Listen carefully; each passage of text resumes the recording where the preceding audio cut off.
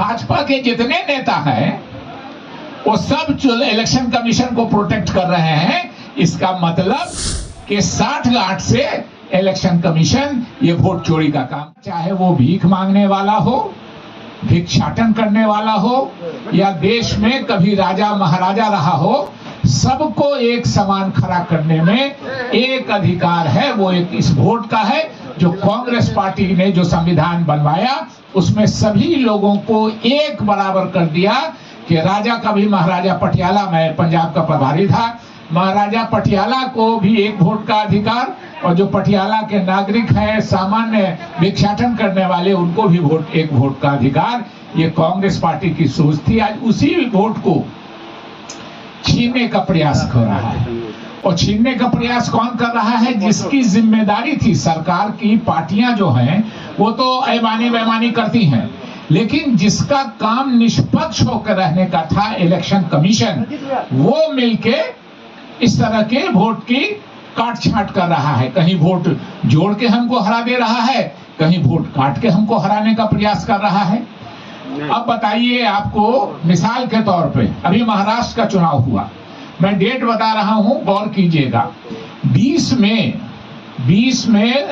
2024 को लोकसभा का चुनाव हुआ महाराष्ट्र में, जो अंतिम फेज था, और 20 नवंबर 2024 को ही, यानी ठीक 7 महीने के अंदर, जो अभी महाराष्ट्र के मुख्यमंत्री हैं फडणवीस जी, देवेंद्र फडणवीस जी, उनके क्षेत्र में सिर्फ 7 महीना में 39,000 वोट बढ़ गया, 29,000 वोट बढ़ गया, जिसके कारण वो जीत गए चुनाव। तो इस तरह की बातें, ये हुआ क्यों है, ये समझने की कोशिश करनी चाहिए। इलेक्शन कमीशन क्यों ऐसा, मतलब समझिए कि मिली भगत कर रहा है मिलके। इलेक्शन कमिश्नर के अपॉइंटमेंट की जो प्रक्रिया थी उसको मोदी जी ने डाइल्यूट कर दिया।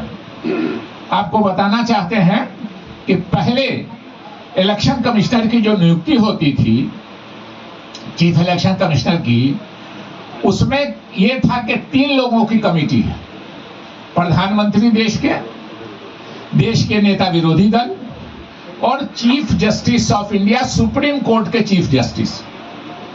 2023 में मोदी जी ने क्या किया सरकार ने, कि 3 लोगों की कमेटी रह गई, 3 में एक प्रधानमंत्री रह गए, एक रह गए नेता विरोधी दल, और जो चीफ जस्टिस ऑफ इंडिया थे उनको बदल के कह दिया कि भारत सरकार का एक मंत्री, जिसको नामित करेंगे प्रधानमंत्री। तो हो गया 3 आदमी की कमेटी में प्रधानमंत्री और मंत्री 2 आदमी हो गए, जिसको चाहेंगे वो कर लेंगे। और देखिए, जो क्या ये था कि चीफ जस्टिस ऑफ इंडिया वो अपनी सोच के, प्रधानमंत्री अपनी सोच के, नेता विरोधी दल अपनी सोच के, तो किसी नाम पर असहमति 2 लोग 3 लोगों में बन सकती है, लेकिन 2 लोग एक नाम पे हो सकते हैं।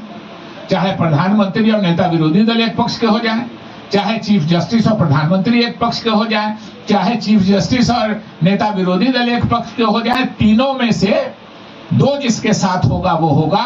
अब क्या किया है मोदी जी ने कि चीफ जस्टिस ऑफ इंडिया को उससे हटा करके अपना विरोधी दल और एक मंत्री, जिसका मंत्री भी हो सकता है कुछ गडकरी जी और राजनाथ सिंह जी से के जैसे मंत्री हो कि कुछ अलग बगल भी सोचे, लेकिन कहा नहीं, ऐसा मंत्री जिसको प्रधानमंत्री नामित करेगा। तो स्वाभाविक रूप से जो इलेक्शन कमिश्नर हैं उनको मालूम है कि चीफ इलेक्शन कमिश्नर ऐसे नहीं हट सकता है, इम्पीचमेंट करना पड़ेगा, 2/3 बहुमत चाहिए पार्लियामेंट का, राज्यसभा लोकसभा मिला के। तो स्वाभाविक रूप से ये डर खत्म हो गया है। इसकी वजह से बिल्कुल और अपॉइंटमेंट उन्हीं के करने से होगा, और दबाव डाल के आप लोगों ने देखा होगा पिछले दिनों लवासा साहब और भी लोग हट गए हैं इलेक्शन कमिश्नर से, इस कमीशन से। इसलिए एक बात जो है बिल्कुल कि अगर जनतंत्र में वोट नहीं रहेगा, एक महादेवपुरा है कर्नाटक में, राहुल गांधी जी ने उसका खुलासा किया। 8 विधानसभा है, 8 विधानसभा में 7 में बीजेपी हार गई है, और वोट गड़बड़ी करके एक में 1 लाख का बढ़ोतरी कर लिया है, वो मेकअप करके वो लोकसभा जीत गए। तो ये क्या हो रहा है, अगर वोट का अधिकार खत्म हो जाएगा, ये 5 साल पर जनतंत्र की यही खूबसूरती है कि 5 साल पर जो नेता, बड़े बड़े नेता आपको झुक के सलाम करने आते हैं इस देश की जनता को, इसलिए कि आपके पास एक वोट का, जनता के पास एक वोट का अधिकार है। ये मोदी सरकार उस एक वोट को छीनना चाहती है और बहुत सी जगहों पर छीना भी है। पहले ईवीएम पे आरोप लगता था, ये भी बात सही है। आप गौर कीजिएगा, सब पत्रकार, बड़े काबिल पत्रकार लोग यहाँ बैठे हैं मिथिलांचल के, एक भी इंसिडेंट बताइए जिसमें ईवीएम की गड़बड़ी हो और किसी दूसरे पार्टी के पक्ष में वोट निकला हो। सारी की सारी गड़बड़ी की जब भी ईवीएम की खबर आती है तो होता है कि बीजेपी का इसमें है। अभी उस दिन एक कवि सम्मेलन में एक आदमी कह रहे थे कि सब पार्टी के लोग कहते हैं कि हाँ, कांग्रेस वाले कहते हैं कि हाथ छाप पढ़ दो तो हमारे यहाँ आएगा, आरजेडी वाले कहते हैं कि लालटेन छाप पढ़ दो, कम्युनिस्ट वाले कुछ कहते हैं, ये करते हैं, और भाजपा वाले कहते हैं कि किसी छाप पर वोट दो, वोट तो हम ही को पड़ेगा। ये देश की स्थिति हो रही है और इसमें हमको, आपको, सबको चिंतित होने की बात है। मैं आपके माध्यम से बिहार की जनता, मिथिलांचल की जनता, मधुबनी की जनता से कहना चाहता हूं कि उसी संदर्भ में राहुल गांधी जी, तेजस्वी जी और भी लोग, प्रियंका गांधी जी भी आ रही हैं, तो स्वाभाविक रूप से ज्यादा तादाद में वहां पहुंचे और जो भी संभव हो सके हर तरह से जागरूकता, वहां सम्मेलन में शामिल होइए। लेकिन आप जहां अड़ोस पड़ोस में अपने बैठे हैं, आप जहां गांव मोहल्ले में अपने बैठे हैं, वहां के मतदाताओं को कहिए, हो सकता है सब नहीं चाहता हो, वहां के मतदाताओं को कहिए कि अगर आपके वोट का अधिकार चला गया तो वार्ड मेंबर कोई आपको पूछेगा नहीं, मुखिया पंचायत समिति कोई नहीं पूछेगा, जिला परिषद बैठे हैं दीपक बाबू, जिला परिषद और एमएलए एमपी कोई नहीं वोट लेना है और इलेक्शन कमीशन से बात करके हम वोट तय करेंगे और जाएंगे। तो स्वाभाविक रूप से ये एक ऐसा मुद्दा है जिससे हर भारतीय को, इसीलिए मैंने शुरू में ही कहा कि राहुल गांधी जी हर भारतीय के अधिकार की लड़ाई लड़ रहे हैं और हमको, आपको, सबों को जिम्मेदारी है कि हम इस लड़ाई में उनका साथ दें, तेजस्वी जी का साथ दें, राहुल गांधी जी का साथ दें और हमारे गठबंधन के जितने साथी हैं उनका साथ दें और इस मूवमेंट को मजबूत करें कि एक मैसेज जाए बिहार से। आप सोचिए तो कि इस देश में 28 राज्य है, 2 यूनियन टेरिटरी का भी, पुडुचेरी और जम्मू कश्मीर का चुनाव होता है, 30 जगह चुनाव होने वाले होते हैं। आप बिहार में ही 2 महीना पहले चुनाव के क्यों एसआईआर करा रहे हैं? पिछले बार जब 2003 में एसआईआर हुआ था तो 2003 में हुआ था, असेंबली का चुनाव 2004 में हुआ था, 2003 में हुआ था, पार्लियामेंट का चुनाव 2004 में हुआ था, असेंबली का चुनाव 2005 में हुआ था, 1 साल से ज्यादा का गैप था। क्या जरूरत था ये 2 महीना पहले 40-30 दिन का समय देने का? और इलेक्शन कमीशन जो स्टैंड बदल रहा है उनके देखिए, कभी कहते हैं आधार से हम लोगों का सब कुछ जुड़ा हुआ है, बैंक कीजिए, रजिस्ट्री कीजिए, कोई सर्टिफिकेट बनाइए, सब आधार।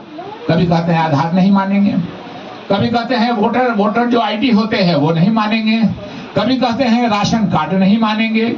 ये क्या है? किन 65 लाख लोगों का नाम काटा है, कहते थे ये भी नहीं बतावेगा उनका नाम। सुप्रीम कोर्ट के कहने के बाद अब इन लोगों ने ये किया है। अगर हम धन्यवाद देते हैं माननीय उच्च न्यायालय को कि अभी तक थोड़ा सा जो अकाउंटेबिलिटी बढ़ी है चुनाव आयोग की, ये सुप्रीम कोर्ट के इंटरवेंशन के बाद। और एक बात आप लोग और गौर कीजिए कि गड़बड़ी हो रही है इलेक्शन कमीशन की। वोट तो हो सकता है 2-4 भाजपा का भी कटे, लेकिन इसलिए हमारे, आपके पत्रकार की हैसियत से भी और एक भारत के नागरिक की हैसियत से भी, एक वोट का अधिकार रखने वाले इंसान की हैसियत से भी हमारी, आपकी सबकी जिम्मेदारी है कि हम इसका विरोध करें और जहां तक हो सके इस यात्रा को मजबूत करें। और इस यात्रा के बाद भी जब हम गांव समाज में बैठेंगे तो निश्चित रूप से इलेक्शन कमीशन के और भाजपा की इस मिली भगत का, इस वोट चोरी का विरोध हमको, आपको, सबको करना चाहिए। पत्रकार की हैसियत से ही नहीं, पत्रकार का काम है जागरूक करना समाज को, ये बात सही है। जनता के की समस्याओं को, मुद्दों को उठाना है, ये भी यही पत्रकार जी का काम है।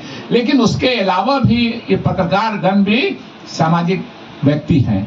हम इस भारत के नागरिक हैं, हम इस भारत के वोटर हैं और हमारा वोट छीना जा रहा है। अगर हमसे वोट का अधिकार छीन लिया गया तो हम बिल्कुल असहाय हो जाएंगे इस देश के लोग। इसलिए आपसे आग्रह है कि पूरी मुस्तैदी से इन बातों को प्रचारित भी किया जाए और साथ साथ जो हमारे आपके माध्यम से अपील करना चाहते हैं कि राहुल गांधी जी की यात्रा को पूरी मुस्तैदी से सभी लोगों को साथ देना चाहिए। बहुत धन्यवाद।